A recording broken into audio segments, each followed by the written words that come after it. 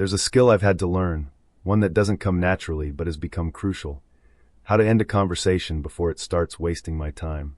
It sounds simple, but it's something I've gotten better at over time, especially as I've taken on more responsibilities as a founder. Take unsolicited calls, for example. I'm sure you know the ones, telemarketers, insurance agents, and financial advisors who think they can sell me something I don't need. I used to entertain these calls out of politeness, thinking I should at least hear them out. But every time I did, I ended up wasting 10, 15 minutes that could have been spent doing literally anything else. More than that, I'd let these calls drag on, not because I was interested, but because I didn't know how to shut them down. Eventually, I figured out that the best way to handle these situations is to be direct. If I'm not interested, I don't need to hesitate or dance around the issue. A firm, "I'm not interested, thank you," leaves no room for negotiation. And it works. It's not rude, it's just clear. This principle isn't just useful for phone calls, though. It's something I've had to apply to face-to-face interactions as well. People ask for time, attention, favors, and ideas all the time. Some of these requests are valid, but others are distractions, and I've learned to recognize the difference. If someone's pitching something I'm not interested in, or trying to start a conversation that I don't need to engage in, I've learned to stop it quickly, before it pulls me away from the things I actually need to focus on.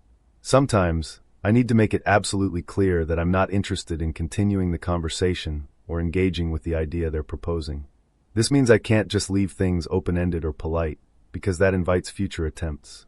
There's no point in them trying again later if I've already made my position clear. The key is being clear and concise. I've realized that when I hesitate, when I try to soften my response, I leave room for the conversation to continue. That's a mistake. I'm not being rude, I'm being efficient. I'm protecting my time, my focus, and ultimately my progress. It's a lesson that goes beyond just avoiding phone calls. I've had to learn to say no in ways that allow me to move on without guilt or causing offense. Saying no isn't always easy, especially when you don't want to offend anyone, but I've learned that I can be polite and firm. When I say no, I'm doing everyone a favor. I'm saving them time and preventing unnecessary distractions for myself. At the end of the day, I'm trying to move forward. And in order to do that, I need to make sure my time is spent on things that truly matter, not on things that waste it. Ready to explore more real, actionable founder lessons? Subscribe to Founder's Journey, making progress on Substack.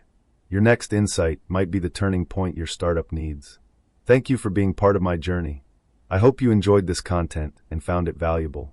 If you did, don't forget to subscribe to the channel and share it with your network to spread the inspiration. Your support means the world. Thank you.